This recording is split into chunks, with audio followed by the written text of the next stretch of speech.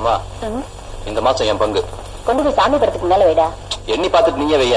எதுக்குடா எண்ணனும்? எல்லாம் சரியா தான் இருக்கும். எண்ணி பாரு.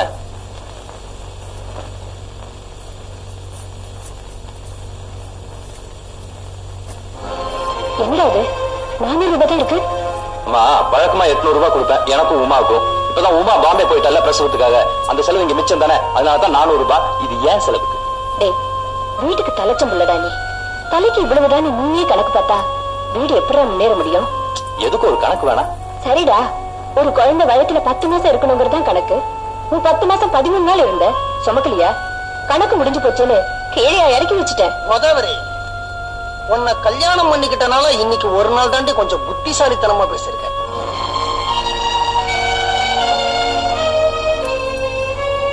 அம்மா என்னப்பா புத்திசாலித்தனமா சொல்லிட்டாங்க? சரிப்பா, பசுமாட்டுக்கு தவிடும் புண்ணாக்கும் போட்டு வளர்க்குறோம். எதுக்காக? அது பால் கொடுக்குங்கிறதுக்காக. பால் கொடுக்கற சமயத்துல அதுவே பேரம் பேசி வியாபாரம் பண்ண ஆரம்பிச்சுட்டா பால்காரன் என்னப்பா பண்றது? நீங்க ஒண்ணும் என்ன பசு மாடா வளர்க்கல, பொதி மாடா வளர்க்குறீங்க. நானும் எவ்வளவு நாளைக்கு அந்த குடும்ப பாரத்தை இழுக்கிறது? எனக்கும் பொண்டாட்டி இருக்கா, நாளைக்கு எனக்கும் குழந்தை பிறக்கும், என் குடும்பமும் பெருசாகும். என்னால காசை விரயம் பண்ண முடியாது. ஏன்பா, பெத்தவங்களுக்கும் கூட பிறந்தவங்களுக்கும் பணம் செலவழிக்கிறது காசை விரயம் பண்ற மாதிரியா? பின்ன இல்லையா? ஒரு அண்ணனால ஒரு தங்கச்சி கல்யாணம் தான் பண்ணி வைக்க முடியும். அவ பூந்த வீட்டுல ஒழுங்கா இருக்க வேணா? புருஷங்களோட சண்டை போட்டு இங்க வருவா, அது தப்பு இல்ல. அவளுக்கும் சேர்த்து நான் தண்டச்சோர இருக்கணும். அப்படி அழலன்னா அது தப்பு. எந்த ஒரு நியாயம் பாது? நான் யாரையும் கல்யாணம் பண்ண சொல்லவும் இல்ல, நான் யாரையும் சோறு போட சொல்லவும் இல்ல. அப்பா, நான் இங்க இருக்கிறது உங்களுக்கு பிடிக்கலன்னா இப்ப கூட சொல்லிடுங்க.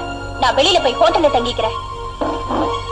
உனக்கு ஹோட்டல்ல தங்குறதுக்கு தைரியம் இருக்கு, அதுக்கு மேல போறதுக்கு திமிரு இருக்குன்னு எனக்கு நல்லா தெரியும். சிதம்பரம், நீ ஒரு விஷயத்த மறந்துட்ட. அத உனக்கு நான் ஞாபகப்படுத்துறேன். அவ உன் கூட பிறந்த தங்கச்சிடா.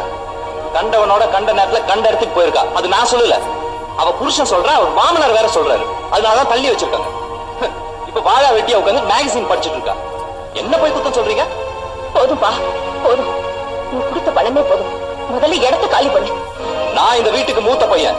ஒரே ஒரு கேள்விதான் கேட்டேன், அதுக்குள்ள உனக்கு மானமும் ரோஷமும் பொத்துக்கிட்டு வருதே. ஏய், இங்க வா. இந்த வீட்டுக்கு வாழ வந்த பொண்ணு பொட்டியை தூக்கிட்டு சொல்லாம் கொள்ளாம போனாலே, அப்ப உன் மானமும் ரோஷம் எங்க டீ குடிக்க போச்சா? தாய் சிதம்பரம், உன் தங்கச்சியை பத்தி பேசுறதுக்கு உனக்கு உரிமை இருக்கு. ஆனா உன் தம்பி பொண்டாட்டியை பத்தி பேசுறதுக்கு உனக்கு உரிமை இல்ல. அதுவும் சிவா வீட்டுல இல்லாத நேரத்துல. அது என்னப்பா, அவனுக்கு கொடுக்கற மரியாதை கூட எனக்கு இல்ல. அவ 525 ரூபா தான் சம்பாதிக்கிறான்.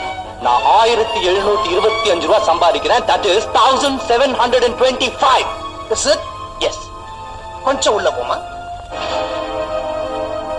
525 ரூபாய் சம்பாதிக்கிறவன் 450 ரூபாய் ஒண்ணுமே பேசாம கொடுக்கறதுக்கும், 1725 ரூபாய் சம்பாதிக்கிறவன் that is 1725 ரூபாய் சம்பாதிக்கிற நீ 400 ரூபாய் கொடுக்கறதுக்கு கணக்கு பாக்குறதுக்கும் வித்தியாசம் இருக்குடா கண்ணா. Bullshit.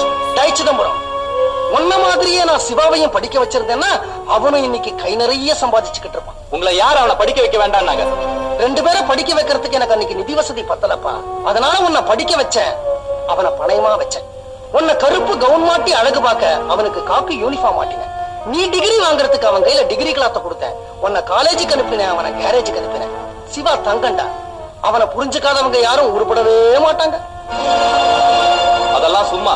அவனை படிக்க வச்சிருந்தால் படிப்பு ஏறி இருக்கணுமே. ஏன் அண்ணனை விழுந்து விழுந்து படிக்க வைக்கிறீங்களே, சொல்லி சொல்லி கோட் அடிக்கிறானே, நீங்க அவனை கண்டிச்சீங்களா? இந்த வருஷம் நான் எப்படியும் பாஸ் பண்ணி காட்டுறேன். டேய் சும்மாறா, ஒவ்வொரு தடவையும் வருஷம் தான் பாஸ் ஆகுது. நீ பாஸ் ஆகிற மாதிரி எனக்கு தெரியல. இந்த வீட்டுல யாரும் உன்னை கண்டிக்கிறதாவோ எனக்கு தெரியல. ஏய் சிதம்பரம், நீ 400 ரூபாய் பணம் கம்மியா கொடுக்கறதுனால சரோஜினி அவன் புருஷன் வீட்டுக்கு திரும்பி போயிட போறாளா? இல்ல வசந்தா சொல்லாம வீட்டை விட்டு போனாலே அந்த களங்கம் போயிட போகுதா? இல்ல பாரதி தான் பரீட்சையில பாஸ் ஆயிட போறாளா? அப்பா நிறுத்துறா. மத்த பிள்ளைங்களால மன கஷ்டம், மூத்த பிள்ளைனால பண கஷ்டம், அவ்வளவுதானே. கோதாவரி, அவன் கொடுத்த 400 ரூபாய் பணத்தை அவன்கிட்டயே திருப்பி கொடுறி. பெத்த கடனுக்கு அவனுக்கு என்னால ஃப்ரீயா சாப்பாடு போட முடியும். சாப்பிட்ட பலகாரத்துக்கு பில்லு கொடுக்காம போற ரகத்தை சேர்ந்தவன் இல்ல நான். ஆனா மத்தவங்க எல்லாம் சாப்பிடுறதுக்கு எனக்கு பில்லு போடுறீங்க பாருங்க, அதான் தப்புங்கிற. யாருகிட்ட பேசுறேன்னு தெரியுதா மிஸ்டர் சிதம்பரம்? தட்டு தடுமாறி திசை மாறி போன தத்தாரிகளை தட்டி கேட்க வக்கு இல்லாத ஒரு முதுகெலும்பு இல்லாத வயசான கிழவன்கிட்ட பேசுறேன்னு எனக்கு நல்லா தெரியும். உன்னை பெத்து வழக்க வீதி வீதியா அலைஞ்சு தேஞ்சு அழிஞ்சு உன் பேருக்கு பின்னாடி பிகாம்ங்கிற 3 எழுத்த கூட்ட வச்ச ஒரு பைத்தியக்காரனோட பேசுறேன்னு தெரியல இல்லையா? தெரியல. நீ ஆபீஸ்ல சேரும் போது கேட்ட 5000 ரூபாய் செக்யூரிட்டி டெபாசிட்டுக்காக தன்னுடைய ப்ராவிடன்ட் ஃபண்ட் கிராச்சுவிட்டி பேப்பர்ஸ் வட்டி கடை செட்டுக்கிட்ட அடமான வச்சு 5000 ரூபாய் வாங்கி கொடுத்த இந்த சால்ட் குட்டார ஸ்டாலிக்லர் அம்மா எப்ப முதலியார் கிட்ட பேசுறேன்னு தெரியல இல்லையா? தெரியல. நீ காலேஜுக்கு அடிபட்டு சாக கிடந்த உனக்கு 3 பாட்டில் ரத்தம் கொடுத்து காப்பாத்தின இந்த அப்பாவி அம்மையப்ப முதலியார் கிட்ட பேசுறேன்னு தெரியல இல்லையா? தெரியல. அப்ப வீட்டை விட்டு வெளியில போடா நாயே.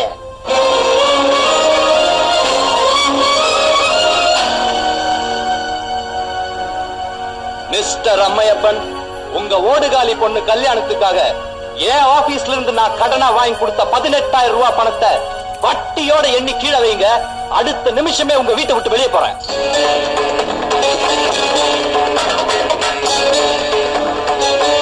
கோதாவரி, வீட்டுக்கு குறுக்க கோடு ஒண்ணு கேள்வி.